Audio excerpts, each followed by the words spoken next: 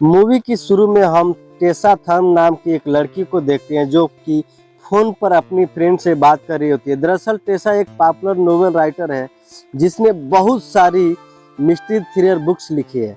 आज टेसा का उसके फैंस के साथ कुछ मीटिंग था जिसके लिए उसे बहुत ही जल्द निकलना था। अब टेसा बहुत ही जल्दी से तैयार होती है, लाइब्रेरी जाने के लिए घर से निकलती है। फिर वो अपने गाड़ी में बैठकर लोकेशन सेट करती है और वहाँ से रवाना हो जाती है। लेकिन आगे चल के उसके साथ एक बहुत ही बड़ा कांड होने वाला था जिसके बारे में वो सोच भी नहीं सकती थी और सोचा भी नहीं होगा। काफी देर लॉन्ग ड्राइव करने के बाद जैसे ही वो लाइब्रेरी पहुंचती है तभी गाड़ी के पास एक औरत आती है जिसका नाम रामो था। दरअसल रामो इस लाइब्रेरी में काम करती है। थोड़ी देर बात करने के बाद टेसा लाइब्रेरी के अंदर जाती है और अपने फैंस को स्पीच देना चालू कर देती है। अब मीटिंग खत्म होने के बाद टेसा जब वापस घर जाने के लिए तैयारी कर रही थी तभी रामो उसे कहती है कि मैं तुम्हें घर जाने के लिए एक शॉर्टकट रास्ता बताती हूँ जिससे तुम बहुत ही जल्द घर पहुँच जाओगे। अब टेसा अपनी गाड़ी में बैठकर रामना के बताए हुए रास्ते को जीपीएस में सेट करती है और उसी रास्ते पर निकल जाती है।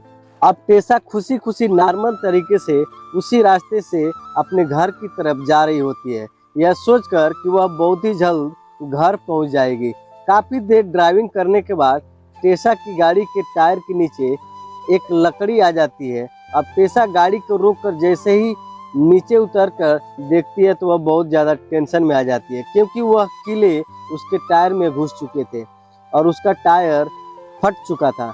गाड़ी जिस जगह पर पंचर हुई थी वहाँ पर बहुत ही पुराना एक गैस स्टेशन था जिसे देखकर लग रहा था कि यह कई सालों से बंद पड़ा हुआ है। और टेसा इस वीरान और सुनसान भयानक जगह पर बहुत ही बुरी तरह से फंस जाती है। उसे कैसे भी करके अपने गाड़ी का टायर चेंज करना था लेकिन वह यह काम अकेले कर भी नहीं सकती थी। इस सुनसान जगह पर वह दूसरी गाड़ी का आने का इंतजार करती है जो कि बहुत ही मुश्किल ही लग रहा था कि दूसरा कोई गाड़ी आएगा। लेकिन तभी वह देखती है कि एक बस आ रही होती है। उसे देखकर वह थोड़ा खुश होती है और उसे रोकने की कोशिश करती है लेकिन वह बस नहीं रुकती है। थोड़ी देर बाद टेसा को एक और गाड़ी आती हुई दिखाई देती है। वह उसे रोकने की कोशिश करती है और वह गाड़ी रुक भी जाती है। अब टेसा जल्दी से उस गाड़ी के पास जाती है और उसे हेल्प मांगती है। तब वह आदमी उसे हेल्प देने के लिए तैयार हो जाता है। इस आदमी का नाम लेस्टर था और वह देखने में एक भारी भरकम सांड जैसा लग रहा था। आगे हम देखते हैं लेस्टर उसके गाड़ी का टायर चेंज करने लगता है और टेसा भी रिलैक्स होकर खड़ी हो जाती है। अब वह सोचती है कि मैं अब घर जल्दी पहुंच जाऊंगी। तभी हम लेस्टर को देखते हैं कि टायर चेंज करते हुए टेसा को वह बहुत ही बुरी नज़र से देख रहा था। दरअसल टेसा को अकेला देखकर लेस्टर का नियत खराब हो जाता है। फिर यह सांड जैसा आदमी अपना हरामीपन दिखाना चालू करता है। टेसा के पास आता है और उसका गर्दन पकड़ के उसके मुंह पर एक जोरदार पंच मारता है जिससे टेसा बेहोश हो जाती है। फिर ये आदमी उसे गाड़ी में डालकर एक जगह पर ले जाता है। अब टेसा को जैसे ही होश आता है वो देखती है कि उसके साथ यह सांड जैसा आदमी बहुत ही बुरी तरह से उसके साथ रेप कर रहा होता है। टेसा जोर जोर से चिल्लाती है।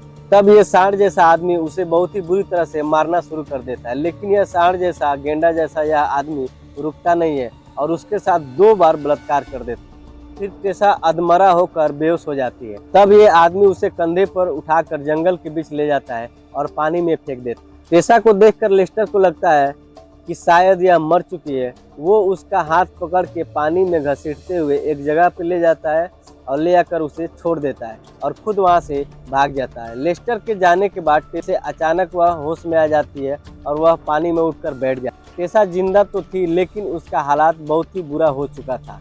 टेसा खड़ा हो भी नहीं पा रही थी। तभी वह पानी के अंदर देखती है, वहाँ पर कई सारी लड़कियों की लाशें पड़ी थी। यहाँ पर पता चलता है कि इन सभी लड़कियों के साथ भी लेस्टर ने ही बलात्कार किया हो और उन्हें दर्दनाक बेरहमी से मौत के घाट उतार दिया हो, इसी पानी में फेंक दिया होगा। अब टेसा बहुत ही हिम्मत करके उस जगह से बाहर लटकाते हुए निकलती है, अपने घर की तरफ जाने लगती है। लेकिन जाने से पहले वह अपने बैग को ढूंढती है और जोर जोर से रोने लगती है।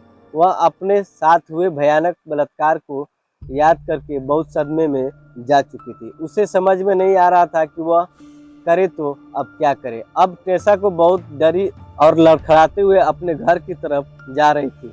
तभी उसे अपने पीछे गाड़ी आती हुई दिखाई देती है, तो वह डर से एक जगह जाके छुप जाती है, क्योंकि अब उसे किसी गाड़ी वाले पर बिल्कुल भरोसा नहीं रहा। चलने के बाद उसे एक सांप नजर आता है, जहाँ पर जाकर वह अपना हुलिया सुधारती है और फ्रेश हो जाती है और अपने फ्रेंड को कॉल करके उसके साथ हुए बलात्कार के बारे में सब कुछ बता देती है। कॉल करने के बाद वह जैसे तैसे करके अपने घर पहुंचती है। घर पहुंचने के बाद सबसे पहले वह अपने गन में बुलेट लोड करती है, ताकि वह अपने आप को लेस्टर से बचा सके, क्योंकि लेस्टर के पास उसका बैग था और उसमें उसके घर का एड्रेस था, जिसके वजह से लेस्टर वहां पे पहुंच सकता था। अब टेसा का इस भयानक कांड की वजह से बहुत ही सदमे थी।